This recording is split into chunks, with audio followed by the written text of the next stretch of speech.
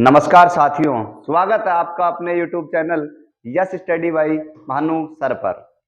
लगातार चली आ रही है राजस्थान जीके की कक्षाएं और हम देख रहे थे बीकानेर का इतिहास। कल हमने शुरू किया बीकानेर का इतिहास। बीकानेर की भौगोलिक स्थिति के बारे में कल हमने जान लिया था। उसके बाद हमने देखा कि बीकानेर के शासक राव बीका जो बीकानेर की स्थापना करते हैं सन 1488 में। जो उनके पिताजी जोधा हैं जो जोधपुर के शासक थे और जोधा को छोड़कर वो बीकानेर में आकर एक नई रियासत का निर्माण कर देते हैं। ये हम पढ़ रहे थे कल किसके बारे में, बीका के बारे में। उसके बाद हमने देखा कि बीका जो बीका रियासत थी बीकानेर, वो बीकानेर और जोधपुर का कुछ हिस्सा उसमें आता था। इन दोनों की संयुक्त रूप से राजधानी थी अहिरी छत्रपुर, या जो वर्तमान में क्या है नागौर। उसके बाद हम बात करें कि बीकानेर का नाम था जांगल प्रदेश। जांगल प्रदेश इसलिए था कि वहां पर जल की कमी और वायु की अधिकता थी, इस कारण से नाम पड़ा था जांगल प्रदेश। उसके बाद हमने देखा था कि जोधा क्या करता है, जोधा निकलता है, पहले देशमुख जाता है, फिर कोडमसर जाता है, फिर एक जगह थी राती घाटी, वहां जाकर वो बीकानेर शहर का निर्माण कर देता है। बीका के बारे में और भी हमने देखा था कि जो बीका है, बीका उसका क्या नाम है, बीका राठौड़ों का एकमात्र ऐसा शक्तिशाली राजा था राठौड़ों में जिन्होंने अपनी रियासत खुद से शुरू करके या खुद के बल पर इसने तैयार करी थी। उसके बाद हम बात करने वाले हैं बीका की और कि बीका शादी करता है किससे, पुंगल की राजकुमारी थी जिसका नाम था रंगकुंवरी, और रंगकुंवरी से जो बेटा पैदा होता है लूणकरण, वो बीकानेर का नया राजा बनता है बीका के बाद। बीका के बारे में कल एक दो बातें रह गई थी, वो हम देख लेते हैं कि बीका के निर्माण कार्य क्या क्या थे। बीका ने किस किस का निर्माण करवाया था, तो ध्यान रखें बीका ने जो जगह थी पहले जहां वो रुके थे कोडमदेसर, कल मैंने कोडमदेसर बारे में बताया था कि करनी माता के से सीधा वो बीका कहाँ थे, कोडमदेसर। कोडमदेसर के बाद कहाँ जाते हैं, राती घाटी। तो कोडमदेसर में उन्होंने एक मंदिर का निर्माण करवाया। वो मंदिर किसका था, भैरव का। किसका था, भैरव का। तो ध्यान रखें कोडमदेसर में भैरव के मंदिर का निर्माण कौन करवाते हैं, बीका। उसके बाद हम बात करते हैं जो ये मूर्ति है भैरव की, ये कहां से लेके आता है बीका, मंडोर से। कहां से लेकर आता है साथियों, मंडोर से। उसके अलावा निर्माण कार्य की बात करें तो देखो नागणेची माता का मंदिर है बाड़मेर जिले में नगाना गांव में, उदयपुर में उदय सिंह ने बनवाया था। कब, हमने पढ़ा है मावली के युद्ध के बाद, जब मालदेव शादी करना चाहता है स्वरूप देवी की छोटी बहन से, और वो शादी उदय सिंह से होती है। स्वरूप देवी एक गिफ्ट तो उनको देती है नागणेची माता की मूर्ति। उसी मूर्ति के आधार पर मेवाड़ या उदयपुर में उदय सिंह नागणेची माता का मंदिर का निर्माण करवाते हैं, और नागणेची माता का मंदिर का निर्माण ही बीका करवाता है। कहाँ, बीकानेर में। कहाँ करवाता है, बीकानेर में। ध्यान रखें प्रमुख नागणेची माता का मंदिर जो बाड़मेर में नगाना गांव, उदयपुर में भी नागणेची माता का मंदिर है, और बीकानेर में नागणेची माता के मंदिर का निर्माण कौन करवाता है, बीका। ये पढ़ रहे थे हम बीका। और बीका की एक पत्नी थी जिसका नाम था रंगकुंवरी। रंगकुंवरी से पैदा होता है लूणकरण। आज हम साथियों पढ़ेंगे अब लूणकरण के बारे में। सबसे पहले ध्यान रखेंगे लूणकरण का जो शासनकाल रहता है वो सन 1505 से 1526 तक रहता है। सुने, अब बीकानेर का साम्राज्य का विस्तार हो रहा था, और बीकानेर के साइड में एक जगह पड़ती है ददरेवा। साथियों ददरेवा के बारे में आप लोगों ने बहुत सुना होगा, ददरेवा के बारे में सुना होगा। ददरेवा पड़ता है कहाँ, चूरू में। और ददरेवा किसी लोक संत के लिए प्रसिद्ध है, या लोक संत जहां ददरेवा के थे उनका नाम था गोगा जी। क्या नाम था, गोगा जी। गोगा जी किस वंश के थे, गोगा जी किस वंश के थे, गोगा जी थे चौहान वंश के। तो हम कह सकते हैं ददरेवा चूरू में कौन सी डायनेस्टी थी, चौहान वंश वहां पर निवास करता था। अब राव लूणकरण ददरेवा पर करता है आक्रमण और ददरेवा के शासक को हरा देता है। उसके बाद बात करेंगे ददरेवा में कब्जा करता है लूणकरण। उसके अलावा एक फतेहपुर, वहां पर मुस्लिम लोग थे, कायम खां को हरा देता है और अधिकार कर लेता है फतेहपुर पर। उसके बाद साथियों हम बात करेंगे, देखो ये एग्जाम में लूणकरण के बारे में कुछ नहीं पूछता, तो इंपोर्टेंट है वही यहाँ से उठ के जाएगा जो क्वेश्चन बनने वाला है। ध्यान रखें एक ग्रंथ है जिसका नाम है करमचंद। देखो पूरा नाम देखे, करमचंद वंशोत करमचंद वंशोत्कीर्तन। ध्यान कर लें, करमचंद वंशोत्कीर्तन। इसकी बात करें कीर्तम, इसके लेखक जो है कीर्तम है लास्ट में, ध्यान रखें इसके जो लेखक है उनका नाम है जयसोम। क्या नाम है? जयसोम। उसके अलावा एक किताब का तुम्हें और नाम ध्यान रखना है, जिसका नाम है राव जैतसिरो छंद। राव जैतसिरो छंद। इसके लेखक हैं बीटू सूजा। दोनों देखो एग्जाम में, अभी जो कुछ दिन पहले एग्जाम हुआ था किसका, ग्राम सेवक का जो था, ग्राम सेवक का मेंस, उसमें आया था राव जैतसिरो छंद के लेखक बीटू सूजा। इससे एक क्वेश्चन और भी बना था, देखो सुने। पहले करमचंद वंशोत्कीर्तम, इसके लेखक जयसोम। तो जयसोम ने लूणकरण की तुलना कर दी कर्ण से। किससे? कर्ण से। कर्ण का मतलब हम समझ सकते हैं, कर्ण कौन था? दानवीर कर्ण। तो कर्ण की तुलना कर दी, कर्ण से तुलना करी किसने? जयसोम ने अपने ग्रंथ में। और बीटू सूजा ने भी तुलना कर दी। इनको क्या कह दिया? बीटू सूजा ने कह दिया था कलयुग का कर्ण। कलयुग का कर्ण। तो ध्यान रखें, कलयुग का कर्ण की संज्ञा लूणकरण को कौन देता है? बीटू सूजा। या हम कह दें कि किसे, किस बीकानेर के शासक को कलयुग का कर्ण कहा? तो ध्यान रखें, किसको? लूणकरण को। और किसने कहा साथियों? बीटू सूजा ने। इनमें से यही सवाल बनने लायक है। और सुन ले लूणकरण के बारे में। लोक संत थे जसनाथ जी।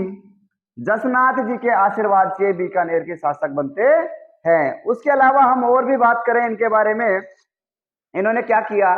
जैसलमेर के एक शासक थे रावल जैतसी। रावल जैतसी, रावल जैतसी को भी हराया। ये बातें चल रही हैं लूणकरण के बारे में। कलयुग का कर्ण बीटू सूजा ने कहा, जसनाथ जी के आशीर्वाद से बीकानेर के शासक बने। और राव जैतसी जो जैसलमेर के शासक थे उनको भी हराते हैं। उसके बाद बात करने वाले हैं सन 1526। 1526 में एक युद्ध होता है, डोसी का युद्ध। डोसी का युद्ध। डोसी का युद्ध में ये नारनौल के नवाब होते हैं, जिनका नाम होता है अभी मीरा। अभी मीरा के खिलाफ लड़ते हुए मारे जाते। अभी मीरा के खिलाफ लड़ते हुए कौन मारा जाता है? लूणकरण जी। तो लूणकरण के बारे में थोड़ा सा बात ध्यान रखें। 1505 से 1526 तक शासन किया, ददरेवा को हराया, फिर फतेहपुर में कायम खां को हराया। उसके बाद एक लेखक थे जयसोम, जिसकी किताब थी करमचंद वंशोत्कीर्तम। और बीटू सूजा, जिनकी किताब का नाम था राव जैतसिरा छंद। उसके बाद हम बात करें साथियों, राव जैतसिरा छंद में बीटू सूजा कलयुग का कर्ण कहते हैं, और जयसोम अपनी पुस्तक में कर्ण की संज्ञा देते हैं लूणकरण को। जसनाथ जी के आशीर्वाद से क्या बनते हैं? राजा। और राव जैतसी जो जैसलमेर के थे उनको भी हरा देते हैं। लेकिन 1526 में एक युद्ध होता है, डोसी का युद्ध। और उस युद्ध में क्या होता है? अभी मीरा जो मुस्लिम शासक था उसके खिलाफ लड़ते हुए मारे जाते हैं। तो लूणकरण जी की हत्या कब हो जाती है? 1526 में। अब लूणकरण की हत्या हो गई, तो अब लूणकरण के बेटे, जिनका नाम है राव जैतसी, राव जैतसी बनेंगे शासक। राव जैतसी का शासनकाल की बात कर ले सबसे पहले, तो 1526 से लेकर 1541 तक ये रहते हैं क्या? बीकानेर के शासक। बात करेंगे राव जैतसी के बारे में। राव जैतसी के बारे में बात हम करने वाले हैं। राव जैतसी के बारे में हम बात करने वाले हैं। तो सुने राव जैतसी के बारे में। उस टाइम जो मुगल शासक था बाबर, बाबर के 4 पुत्र थे, कामरान, हुमायूं, कामरान, हुमायूं। उसके अलावा बात करें, उसके अलावा हम बात करेंगे तो एक हिंदाल था और एक आस्करी। एक था हिंदाल और दूसरा चौथा था आस्करी। ये नाम ध्यान रख लें, ये बाबर के बेटे थे। और बाबर के बेटे थे तो कामरान जो था, कामरान को दे रखा था लाहौर। कामरान को कौन दे रखा था? लाहौर क्षेत्र। और लाहौर से आता है कामरान और भटनेर के दुर्ग पर कर देता है हमला। भटनेर दुर्ग पर करता है हमला। और भटनेर दुर्ग का उस टाइम शासक था कौन? खेत सिंह। अब गुरुजी खेत सिंह कौन था? तो खेत सिंह ध्यान रखे कांधल था, जो कांधल, कांधल का बेटा। कांधल कौन? कांधल कौन था? जोधा का भाई और बीका का चाचा, उसका बेटा खेत सिंह था। तो खेत सिंह की हत्या कर देता है कामरान और भटनेर दुर्ग पर अधिकार कर लेता है। उसके बाद ये आता है कहाँ? राप्ती घाटी, जो बीकानेर का प्राचीन नाम है। राप्ती घाटी आ जाता है। बात पता लग जाती है किसको? राव जैतसी को। और राव जैतसी को जब पता लग जाती है तो राव जैतसी रात में हमला कर देता है किस पर? किस पर? कामरान पर और कामरान को वहां से भगा देता है। तो ध्यान रखें, राव जैतसी कामरान को भगाने में सहायक या मतलब कामयाब हो जाते हैं। उसके बाद हम बात करने वाले हैं, तो साथियों थोड़ा सा ध्यान रखें कि राप्ती घाटी का युद्ध पूछ ले, राप्ती घाटी का युद्ध पूछ ले तो तुम्हें बता देना है राप्ती घाटी का युद्ध हुआ था साथियों 1534 में। किस किस के मध्य हुआ था तो भी हम बता देंगे, क्या, कामरान और जैतसी के मध्य। राप्ती घाटी का युद्ध सन 1534, कामरान और जैतसी के मध्य। इतनी बातें हो गई। उसके बाद हम साथियों बात करें राव जैतसी की और बातें करते हैं। आपको मैं बताऊं कि उस टाइम मारवाड़ का शासक कौन था। 1541 की हम बात कर रहे हैं साथियों। तो मारवाड़ का शासक था मालदेव, और मालदेव भी उस टाइम नया नया शासक बना था, तो अपने साम्राज्य को बढ़ाने की कोशिश कर रहा था।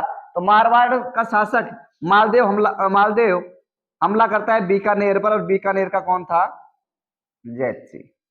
कौन था बेटा साथियों, जैतसी। और जैतसी था, तो ये युद्ध होता है मालदेव और जैतसी के बीच में, और इस युद्ध को संज्ञा दी जाती है पाहेबा या साहेबा का युद्ध। पाहेबा या साहेबा का युद्ध होता है 1541 में, और मालदेव और जैतसी के बीच होता है। कहा जाता है कि जैतसी अपने पुत्र कल्याणमल, उसके साथ परिवार और एक सेनापति होता है नागराज, इनको भेज देता है शेर शाह सूरी के पास सहायता के लिए, और मालदेव उस युद्ध में वीर गति को प्राप्त हो जाता है। और जैतसी इस युद्ध में वीर गति को प्राप्त होता है, और मालदेव इस युद्ध को जीत जाता है। तो साथियों ये भी ध्यान रखें कि 1541 में पाहेबा साहेबा का युद्ध राव जैतसी और मालदेव के मध्य होता है। मालदेव जीतता है और जैतसी हार जाता है। कहा जाता है कि उसके बाद में जो ये युद्ध हुआ था, तो मालदेव के सेनापति थे जिनका नाम था क्या, जैता और कुंपा। जैता और कुंपा की बात करें तो कुंपा और जैता लड़ते हैं, और कुंपा को क्या करते हैं, बीकानेर का प्रशासक बना दिया जाता। बीकानेर का प्रशासक किसे बना दिया जाता है, किसको, कुंपा को। अब ठीक है, बीकानेर दे दिया किसको, कुंपा को, और मालदेव वापिस आ जाता है मारवाड़। उसके बाद कल्याणमल और नागराज और उसकी फैमिली चली जाती है शेरशाह सूरी के पास।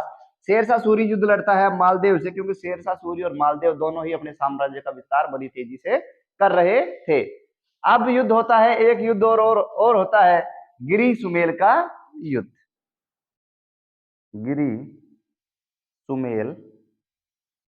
गिरी सुमेल का युद्ध होता है साथियों 5 जनवरी 1544, और 1544 को युद्ध होता है शेरशाह सूरी सूरवंश का पहला शासक था, ध्यान रखें, शेरशाह सूरी वर्सेज मालदेव।